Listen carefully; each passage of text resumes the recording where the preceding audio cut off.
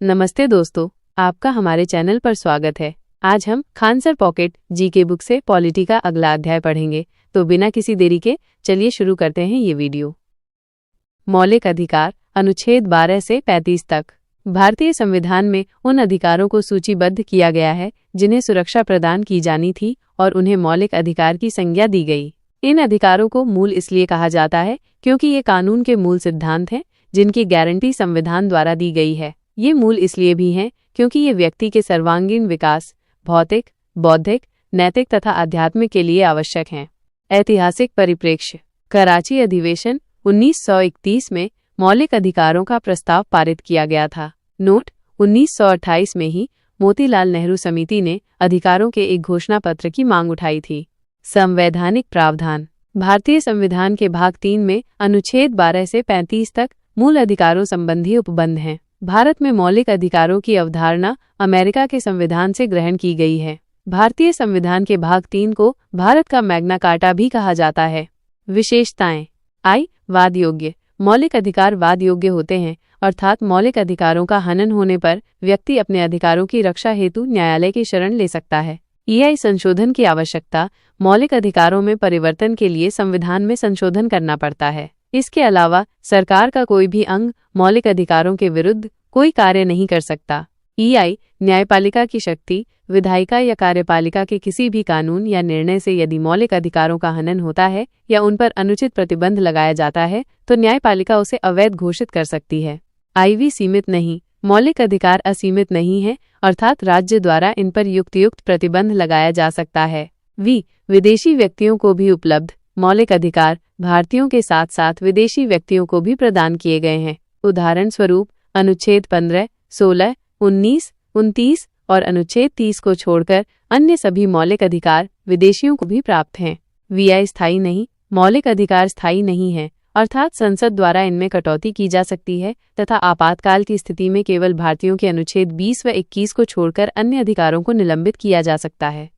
मूल अधिकारों पर कुछ प्रतिबंध लगाए हैं या वे सीमांत काम से रोकते हैं। मूल अधिकारों के सिवाय भारत के गैर भारतीय नागरिकों को 7 प्रकार के मौलिक अधिकार प्रदान किए गए थे, जिनमें से संपत्ति के अधिकार को 44वें संविधान संशोधन अधिनियम 1978 द्वारा मूल अधिकार अनुच्छेद 31 व 19(1) में निकालकर अनुच्छेद 300Q में अंतर्गत एक विधिक अधिकार बना दिया गया है।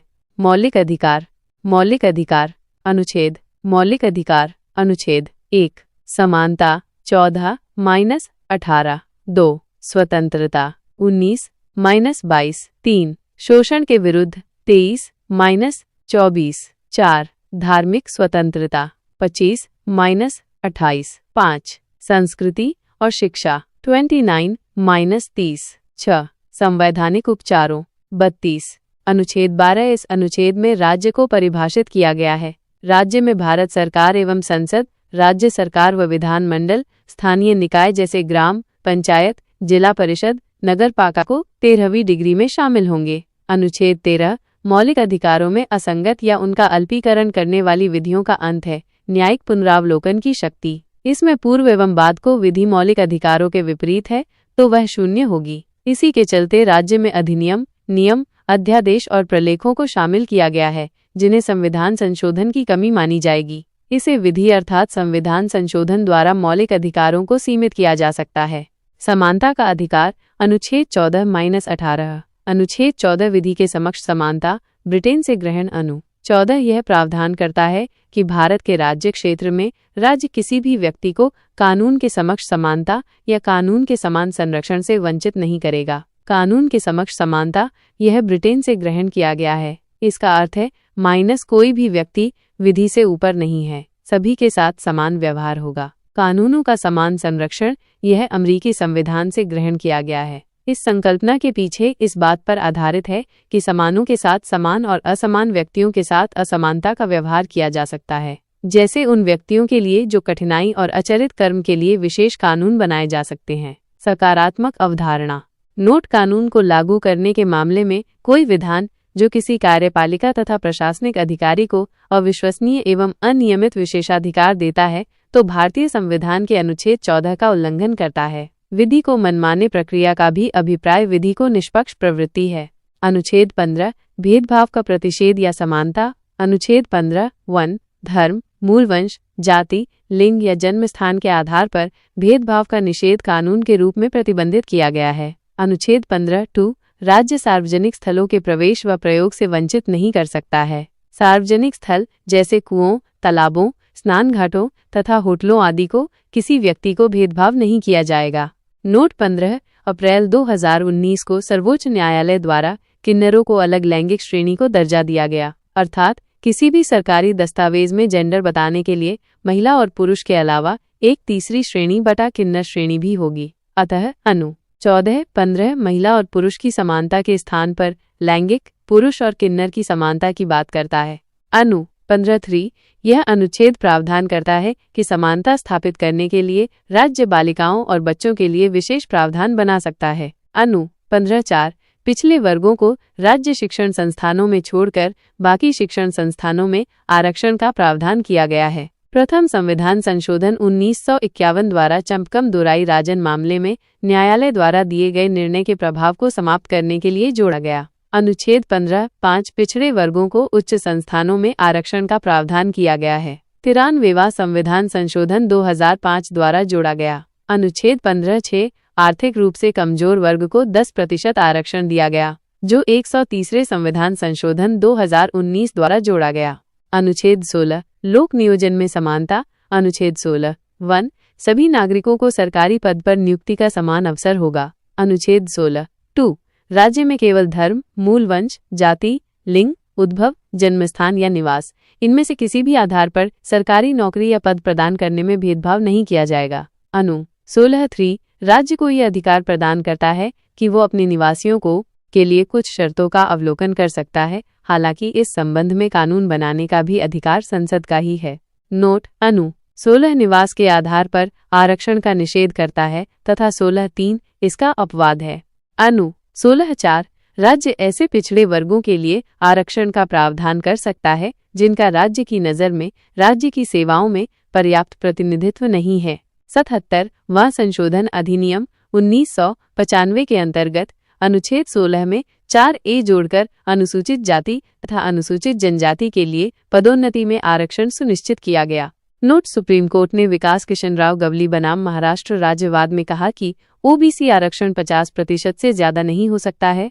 अनु 16(4) सरकारी नौकरियों में पिछड़े वर्गों के पर्याप्त प्रतिनिधित्व न होने पर राज्य द्वारा आरक्षण का प्रावधान किया जा सकता है। अनु 16(4) 103 व संविधान संशोधन द्वारा जोड़कर आर्थिक रूप से कमजोर वर्ग EWS को 10% आरक्षण दिया गया है। ओबीसी को आरक्षण प्रदान करने के लिए सर्वप्रथम मुंगेरी पूर्व मंडल जाकर लाल नेहरू ने वर्ष 1953 में काका कालेलकर आयोग का स्थापन की, जिससे प्रथम रिपोर्ट 1955 में दी, जिसने जाति को ही आधार माना तथा विरोध हुआ। बाद में जनता पार्टी सरकार ने जनवरी 1979 में मंडल आयोग की स्थापना की, जिसने ओबीसी को सरकारी नौकरियों व शैक्षणिक संस्थानों में 27% आरक्षण देने की सिफारिश की। इस सिफारिश को तत्कालीन प्रधानमंत्री V0P0 सिंह ने 1990 में लागू कर दिया। इंदिरा साहनी वाद 1992 इस वाद में ओबीसी को दिए गए आरक्षण को चुनौती दी गई, लेकिन उच्चतम न्यायालय ने सही ठहराया और आरक्षण की अधिकतम सीमा 50% तय की। इसी वाद में अन्य पिछड़ा वर्ग के लिए क्रीमी परत क्रीमी लेयर की बात कही।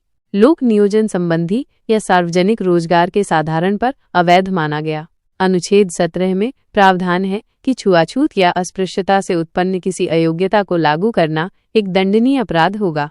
संसद ने 1955 में अस्पृश्यता अपराध अधिनियम पारित किया, जो पूरे देश में लागू है। 1976 में इसे संशोधित व विस्तारित किया गया तथा इसे नया नाम दिया गया नागरिक अधिकारों का रक्षा अधिनियम 1955।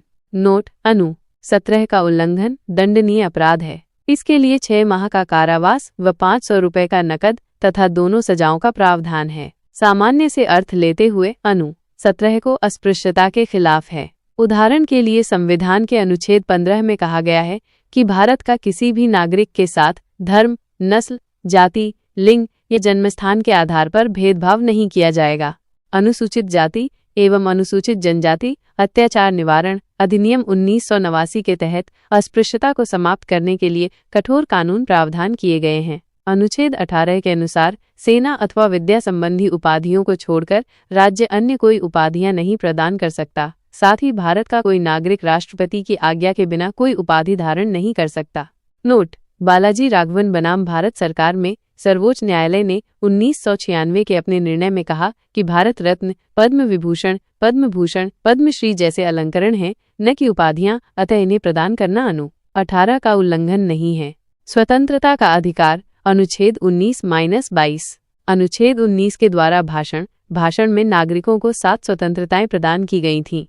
इस प्रकार संपत्ति का अधिकार नागरिकों को प्राप्त के पास इनकी संख्या वर्तमान में 6 हो गई है, जो अनुच्छेद 19(1) में उल्लेखित था। अनु 19(1) विचार और अभिव्यक्ति की स्वतंत्रता। अनु 19(1) शांतिपूर्वक और बिना हथियार के सम्मेलन की स्वतंत्रता। अनु 19(1) संघ व समुदाय के निर्माण भाषण की स्वतंत्रता। अनु 19(1) भारत के राज्य क्षेत्र में असीम भाषण की स्वतंत्रता। अनु 19(1) भारत के राज्य क्षेत्र में असीम भाषण की स्वतंत्रता। अनु 19(1) 6 वृत्ति, आजीविका या व्यापार की स्वतंत्रता। उच्चतम न्यायालय के निर्णय के अनुसार अनु 19(1) के अंतर्गत निम्नलिखित अधिकार शामिल हैं: प्रेस की स्वतंत्रता, व्यावसायिक विज्ञापन की स्वतंत्रता, फोन टेपिंग के विरुद्ध अधिकार, किसी अखबार पर पूर्व प्रतिबंध के विरुद्ध अधिकार, सरकारी गतिविधियों, जानकारी के अधिकार, शांति के अधिकार, प्रदर्शन एवं विरोध के अधिकार, लेकिन हड़ताल का अधिकार नहीं, अपने तथा दूसरों के विचारों को प्रसारित करने का अधिकार, राजनीतिक दल या किसी संगठन द्वारा आयोजित बंद के विरुद्ध अधिकार, राष्ट्रीय ध्वज फहराने का अधिकार। नोट: एकांतता का अधिकार अनुच्छेद 19(1) को अनुच्छेद 21 से मिलाकर पढ़ने पर प्राप्त होता है। अनुच्छेद 19(2) से 19(6) तक उपर्युक्त स्वतंत्रता पर निम्न प्रतिबंध लगाए गए हैं। लोक व्यवस्था बनाए रखें, देश की एकता व अखंडता को खतरा न हो, देश विरोधी संगठन न हो, प्रतिबंधित क्षेत्रों पर घूमने व रहने पर प्रतिबंध, गैर कानूनी तरीके से आजीविका, मानहानि व राजद्रोह प्राप्त करने पर प्रतिबंध है। नोट: अवांछनीय आलोचना आधार के कारण नागरिक की विचार, अभिव्यक्ति की स्वतंत्रता पर प्रतिबंध नहीं लगाया जा सकता है। अनुच्छेद 20 अपराध के लिए दोष सिद्धि के विषय में संरक्षण। इसके तहत किसी व्यक्ति को उस समय तक अपराधी नहीं ठहराया जा सकता जब तक कि उसने अपराध के समय में लागू किसी कानून का उल्लंघन न किया हो। अनु 20(1) किसी भी आपराधिक कानून को भूतलक्षी प्रभाव से लागू नहीं किया जा सकता, अर्थात किसी अपराध के लिए अपराधी को वही दंड दिया जाएगा जो अपराध करने के समय में निर्धारित था। विधि के भूतलक्षी प्रभाव से संरक्षण। नोट: विधि के भूतलक्षी प्रभाव से संरक्षण केवल आपराधिक कानूनों के संदर्भ में किया गया है, नागरिक कानूनों के संदर्भ में नहीं। अनु 20(2) ये दोहरे दंड से सुरक्षा प्रदान करता है, अर्थात एक ही अपराध के लिए न्यायालय द्वारा 2 बार दंडित नहीं किया जा सकता है। अनु 20(3) के अनुसार अभियुक्त को स्वयं के विरुद्ध गवाही देने के लिए बाध्य नहीं किया जा सकता है। अनुच्छेद 21 प्राण और दैहिक स्वतंत्रता का अधिकार। अनु 21 में प्रावधान है कि किसी व्यक्ति को उसके प्राण तथा दैहिक स्वाधीनता से विधि द्वारा स्थापित प्रक्रिया को छोड़कर अन्य किसी प्रकार वंचित नहीं किया जा सकता। स्वतंत्रता के सबसे महत्वपूर्ण अधिकारों में जीवन और व्यक्तिगत स्वतंत्रता का अधिकार है। मेनका गांधीवाद 1978 का फैसला, कानून द्वारा स्थापित प्रक्रिया संयुक्त राज्य अमेरिका में विद्यमान उचित प्रक्रिया के मोटे तौर पर समानार्थक है। अनुच्छेद 21, 19 व 14 परस्पर अनन्य नहीं है। जीवन का अधिकार में गरिमा के साथ जीने का अधिकार शामिल है। अनुच्छेद 21 में शामिल अन्य अधिकार: शिक्षा का अधिकार, निःशुल्क विधि सहायता, इच्छा मृत्यु का अधिकार, शीघ्र विचारण, प्रदूषण मुक्त वायु एवं जल का अधिकार, चिकित्सा का अधिकार, हथकड़ी न पहनने का अधिकार, अपनी पसंद का विवाह करने का अधिकार। सुभाष कुमार बनाम बिहार राज्य 1991 के मुकदमे में सर्वोच्च न्यायालय ने कहा कि जीवन का अधिकार संविधान के अनुच्छेद -21 के तहत एक मौलिक अधिकार है और इसमें प्रदूषण मुक्त हवा और पानी का अधिकार भी शामिल हैं। नोट: इस अनुच्छेद के दायरे में मृत्यु दंड नहीं आता। निजता का अधिकार। KS पुट्टास्वामी बनाम भारत संघवाद। इस बात पर 2017 में न्यायालय ने निर्णय देते हुए कहा कि राज्य व गैर राज्य दोनों व्यक्ति की निजता के अधिकार पर हस्तक्षेप नहीं कर सकते हैं। सर्वोच्च न्यायालय JS खेहर की 9 जजों की पीठ ने कहा कि निजता का अधिकार अनु 21 के तहत मौलिक अधिकार का भाग है। हुसैन आरा खातून बनाम गृह सचिव बिहार राज्य 1979 मामले में उच्चतम न्यायालय ने अभी निर्धारित किया है कि शीघ्रतर परीक्षण, स्पीडी ट्रायल और निःशुल्क विधिक सहायता के अधिकार अनुच्छेद 21 द्वारा प्रदत्त दैहिक स्वतंत्रता के मूल अधिकार का एक आवश्यक तत्व है। इसी मामले में लोकहितवाद की अवधारणा शुरू हुई जो अमेरिका के संविधान से प्रतिपादित की गई। इस मामले में यह निश्चित किया गया कि निःशुल्क विधिक सहायता निर्धन सिद्ध दोष व्यक्तियों को देना राज्य का कर्तव्य है। यह परिभाषा अमेरिका के फोर्ड फाउंडेशन द्वारा स्थापित की गई लोकहित विधि परिषद से मेल खाती है। उन्नीकृष्णन बनाम आंध्र प्रदेश 1993 उच्चतम न्यायालय के निर्णय के कारण संविधान के अनुच्छेद 21 के कार्यक्षेत्र का विस्तार कर शिक्षा के अधिकार को उसमें शामिल किया गया था। सार्वजनिक स्थानों पर धूम्रपान निषेध का अधिकार, मुरली देवड़ा बनाम भारत संघ। आजीविका का अधिकार, ओलिंगा तेलिस बनाम बॉम्बे म्यूनिसिपल कॉरपोरेशन। कार्यस्थल पर महिलाओं के यौन उत्पीड़न के विरुद्ध संरक्षण का अधिकार, विशाखा दत्त बनाम राजस्थान राज्य।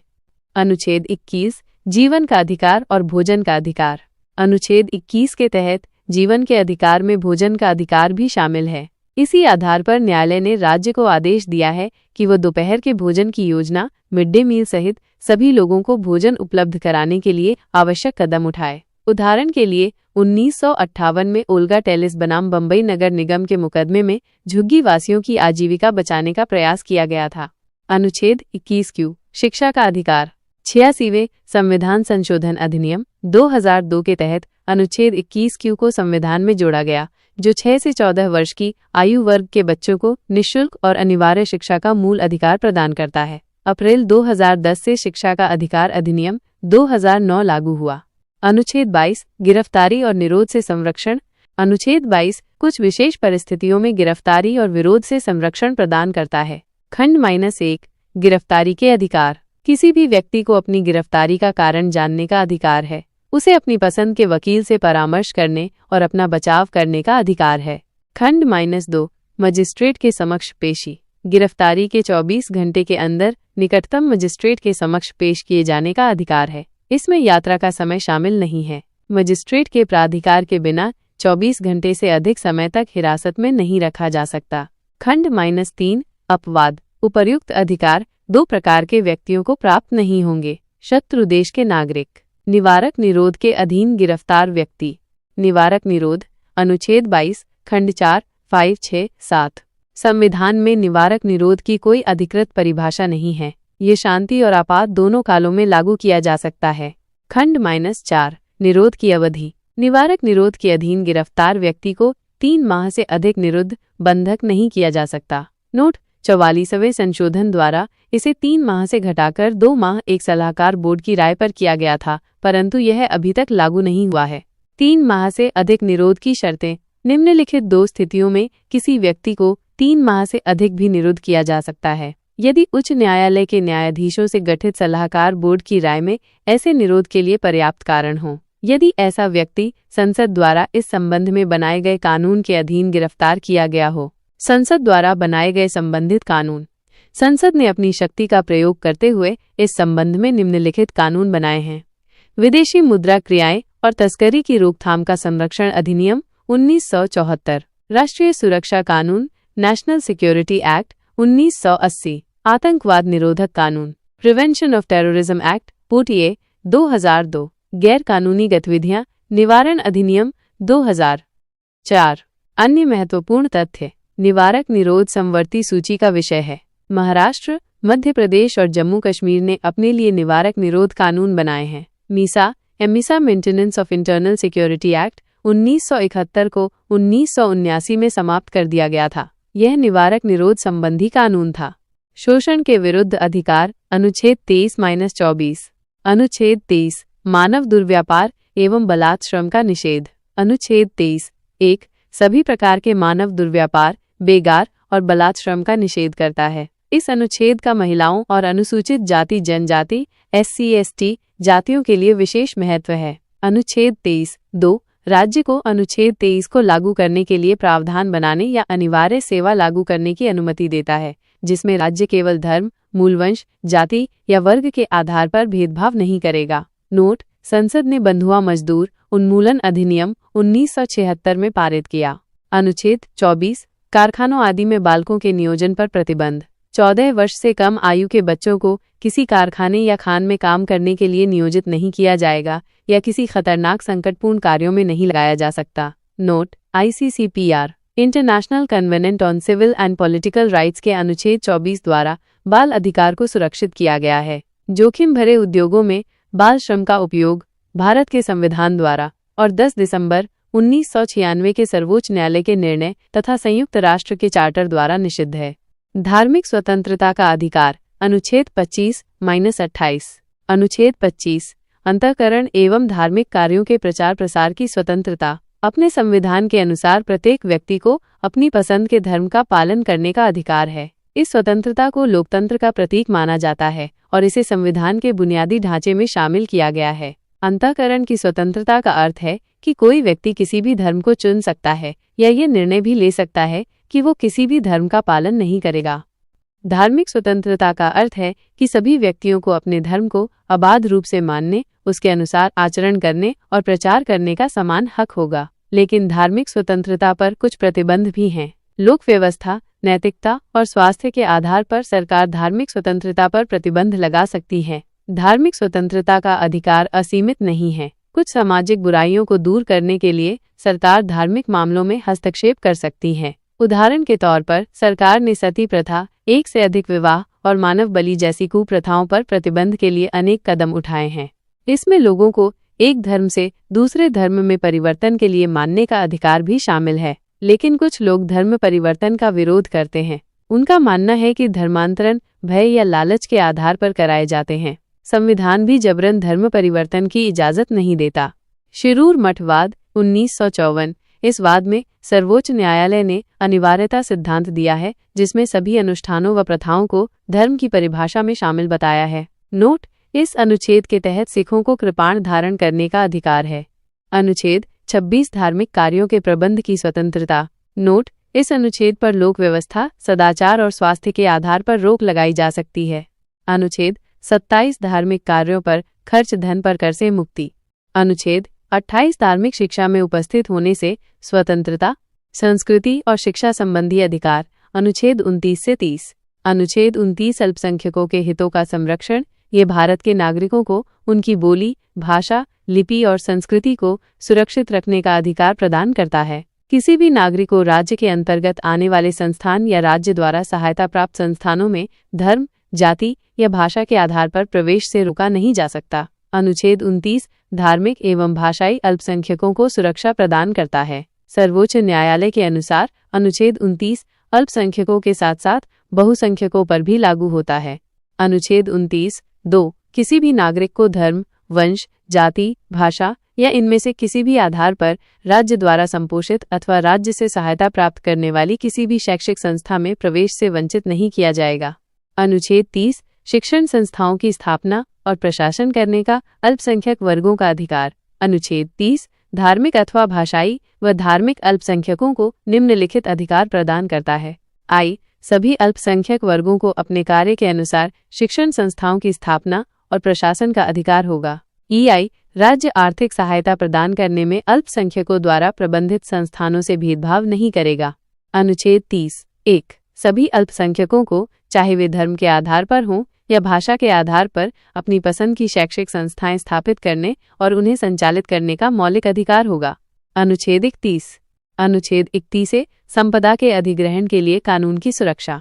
अनुच्छेद 31(b) कुछ अधिनियमों एवं विनियमों की वैधता। 31(b) राज्य का कानून जमींदारी प्रथा को हटाने के लिए भूमि छीनता है तो वैध है तथा मौलिक अधिकारों का हनन नहीं होगा, न ही चुनौती दी जा सकेगी। आई.आर. कोयलियो बनाम तमिलनाडु राज्य 2007 के मामले में निर्धारित किया गया है कि संविधान की 9वीं अनुसूची, जिसमें अनुच्छेद 31(b) जोड़ा गया है, 24 अप्रैल 1973 के बाद जिस दिन केशवानंद भारती का निर्णय दिया गया था, में सम्मिलित किया गया किसी अधिनियम को विखंडित किया जा सकता है यदि वह संविधान के मूलभूत ढांचे का उल्लंघन करता है। 9वीं अनुसूची के साथ अनुच्छेद 31(b) को पहले संविधान संशोधन अधिनियम 1951 के द्वारा जोड़ा गया। अनुच्छेद 31(c) नीति निर्देशक सिद्धांतों पर प्रभाव डालने वाले कानून की सुरक्षा, राष्ट्र विरोधी गतिविधियों से संबंधित कानूनों की सुरक्षा। अनुच्छेद 31(c) 25वें संसद से शामिल कर कहा गया कि 39(b) व 39(c) को लागू करने के लिए अगर संपत्ति के मौलिक अधिकारों का अतिक्रमण होता है तो संपत्ति का हनन नहीं होता है। अनुच्छेद 32 संवैधानिक उपचारों का अधिकार। अनुच्छेद 32 मौलिक अधिकारों के संरक्षण की व्यवस्था करता है, अर्थात मौलिक अधिकारों का अतिक्रमण होने पर नागरिक उच्चतम न्यायालय तथा उच्च न्यायालय की शरण में जा सकते हैं। अनुच्छेद 32 के महत्व को रेखांकित करते हुए डॉक्टर भीमराव अंबेडकर ने इसे संविधान का हृदय और आत्मा कहा है। अनु 32 के अंतर्गत नागरिकों के मौलिक अधिकारों की रक्षा के लिए सर्वोच्च न्यायालय तथा उच्च न्यायालय अनुच्छेद 226 निम्नलिखित रिट जारी कर सकते हैं। 1. बंदी प्रत्यक्षीकरण हेवियस कार्पस, इसे लैटिन भाषा से लिया गया है, जिसका शाब्दिक अर्थ होता है सशरीर उपस्थित होना। जब किसी व्यक्ति को अवैध रूप से गिरफ्तार किया जाता है तब ऐसे व्यक्ति की स्वतंत्रता इसी रिट के माध्यम से सुरक्षित की जाती है। ये रिट किसी भी व्यक्ति को संबोधित हो सकती है, चाहे वह अधिकारी हो या प्राइवेट व्यक्ति अभिरक्षा में कोई अन्य व्यक्ति है। ये निजी स्वतंत्रता से संबंधित आदेश है। इस रिट को व्यक्ति की स्वतंत्रता का महानतम रक्षक माना जाता है। इसके तहत न्यायालय हिरासत में लिए गए व्यक्ति को शरीर न्यायालय के सामने प्रस्तुत करने का आदेश जारी करता है। न्यायालय उस व्यक्ति के हिरासत में लिए जाने के कारणों की जांच करता है। अगर उसकी हिरासत का कोई कानूनी औचित्य नहीं है तो न्यायालय उस व्यक्ति को छोड़ देता है। 2. परमादेश मैंडेमस, जब कोई सरकारी अधिकारी, सरकार, अधीनस्थ न्यायालय, अधिकरण या निगम अपने कर्तव्यों का निर्वहन करने में विफल रहता है तब यह आदेश जारी किया जाता है। इसका अर्थ है हम आदेश देते हैं। उच्चतम व उच्च न्यायालय की परमादेश जारी करने की शक्ति संवैधानिक अधिकार, सांविधिक अधिकार, मौलिक अधिकार के अंतर्गत आती है। निम्न परिस्थितियों में परमादेश रिट जारी नहीं किया जा सकता। निजी व्यक्तियों या इकाई के विरुद्ध ऐसे विभाग जो गैर संवैधानिक हैं, जब कर्तव्य जरूरी नहीं विवेकानुसार हों, संविधानात्मक दायित्व को लागू करने के विरुद्ध, भारत के राष्ट्रपति या राज्यों के राज्यपालों के विरुद्ध, उच्च न्यायालय के मुख्य न्यायाधीश जो न्यायिक क्षमता में कार्यरत हैं। 3. प्रतिषेध प्रोहिबिशन, इसका शाब्दिक अर्थ है रोकना। यह एक प्रकार की न्यायिक रिट है। यह अधीनस्थ न्यायालयों की अधिकारिता को नियंत्रित करती है। यह रिट तब जारी की जाती है जब कोई न्यायालय अपनी अधिकारिता से बाहर कार्य कर रहा हो, अधिकारिता नहीं होते हुए भी अधिकारिता का प्रयोग कर रहा है, नैसर्गिक न्याय के सिद्धांतों की अवहेलना की जा रही है। प्रतिषेध रिट तब भी जारी की जाती है जब कार्यवाही लंबित हो या आदेश नहीं किया गया हो, अर्थात आदेश से पूर्व। प्रतिषेध संबंधी रिट सिर्फ न्यायिक एवं अर्ध न्यायिक प्राधिकरणों के विरुद्ध ही जारी किए जा सकते हैं। यह प्रशासनिक प्राधिकरणों, विधायी निकायों एवं निजी व्यक्ति या निकायों के विरुद्ध उपलब्ध नहीं है। 4. उत्प्रेषण सर्सियोरी, इसका शाब्दिक अर्थ प्रमाणित होना या सूचना देना है। यह रिट किसी विवाद को निम्न न्यायालय से उच्च न्यायालय में भेजने के लिए जारी की जाती है, जिसमें निम्न न्यायालय अपनी शक्ति से अधिक अधिकारों का उपयोग न करे या शक्ति दुरुपयोग के द्वारा न्याय के प्राकृतिक सिद्धांत को भंग न करे। पहले उत्प्रेषण की रिट सिर्फ न्यायिक या अर्ध न्यायिक प्राधिकरणों के खिलाफ ही जारी की जा सकती थी, प्रशासनिक इकाइयों के खिलाफ नहीं। परंतु वर्ष 1991 में उच्चतम न्यायालय ने व्यवस्था दी कि उत्प्रेषण व्यक्तियों के अधिकारों को प्रभावित करने वाले प्रशासनिक प्राधिकरणों के खिलाफ भी जारी किया जा सकता है। इसे पोस्टमार्टम भी कहते हैं। 5. अधिकार पृच्छा को वारंटो, इसका शाब्दिक अर्थ है किस प्राधिकार से। इस रिट का मुख्य उद्देश्य किसी व्यक्ति को किसी सार्वजनिक अथवा लोकपद को अवैध रूप से धारण करने से रोकना है। यह रिट तब जारी की जाती है जब कोई व्यक्ति किसी सार्वजनिक पद को अवैध रूप से धारण किए होता है। ऐसे व्यक्ति से रिट के माध्यम से पूछा जाता है कि वो इस पद पर किस प्राधिकार से धारण किए हुए है। जब यह पाया जाता है कि कोई व्यक्ति अवैध रूप से किसी लोकपद पर कब्जा बनाए हुए है तो यह रिट ऐसे व्यक्ति को उस पद से हटाकर उस पद को रिक्त घोषित कर सकती है। तमिलनाडु राज्यपाल के द्वारा Auroville foundation board of governors के अध्यक्ष बने तो अधिकार पृच्छा की रिट मद्रास उच्च न्यायालय में दायर की गई, परंतु न्यायालय ने रिट को खारिज कर दी। भाग 3 मौलिक अधिकारों के अपवाद। अनु 33-34 अनुच्छेद 33, इस अनुच्छेद के तहत अग्रलिखित वर्गों के संबंध में उनके कर्तव्यों के उचित पालन और उनमें अनुशासन सुनिश्चित करने के प्रयोजन से संसद विधि द्वारा ये निर्धारित कर सकेगी कि भाग 3 द्वारा प्रदत्त मूल अधिकार को किस सीमा तक प्रतिबंधित किया जा सकता है। 1. सशस्त्र बल, 2. अर्धसैनिक बल, 3. पुलिस बल, 4. खुफिया एजेंसियां, 5. उपरोक्त चारों हेतु स्थापित संचार प्रणाली में नियोजित व्यक्ति। अनुच्छेद 34, यदि भारत के किसी राज्य क्षेत्र में सेना विधि मार्शल लॉ लागू हो तो संसद मौलिक अधिकारों पर प्रतिबंध लगाने वाले कानून बना सकती है। मार्शल लॉ का अर्थ सैन्य शासन होता है। ये तब लागू किया जाता है जब युद्ध, अशांति, दंगे या कानून का उल्लंघन जैसी असाधारण परिस्थितियां उत्पन्न हो जाती हैं। अनुच्छेद 35 और मौलिक अधिकारों का क्रियान्वयन। अनुच्छेद 35 संसद को कुछ विशेष मौलिक अधिकारों को प्रभावी बनाने और उनके उल्लंघन की स्थिति में दंडित करने के लिए कानून बनाने की शक्ति देता है ताकि वे देश के अन्य कानूनों के अनुरूप हों। यह विशेष रूप से अनुच्छेद 16, अनुच्छेद 17, अनुच्छेद 23, अनुच्छेद 32, अनुच्छेद 33 और अनुच्छेद 34 को प्रभावी बनाने के लिए संसद को अधिकार प्रदान करता है। मौलिक अधिकारों का निलंबन। जब राष्ट्रपति अनुच्छेद 352 के तहत राष्ट्रीय आपातकाल की घोषणा युद्ध और बाहरी आक्रमण के आधार पर करते हैं तो अनुच्छेद 19 के तहत प्राप्त सभी मौलिक अधिकार अनुच्छेद 358 के तहत स्वचालित रूप से निलंबित हो जाते हैं। राष्ट्रपति अन्य मौलिक अधिकारों को अनुच्छेद 359 के तहत अधिसूचना जारी करके निलंबित कर सकते हैं। हालांकि 44वें संविधान संशोधन 1978 के अनुसार अनुच्छेद 20 और 21 द्वारा प्रदत्त अधिकार कभी भी समाप्त नहीं किए जा सकते। मौलिक अधिकारों पर प्रमुख व्यक्तियों के विचार।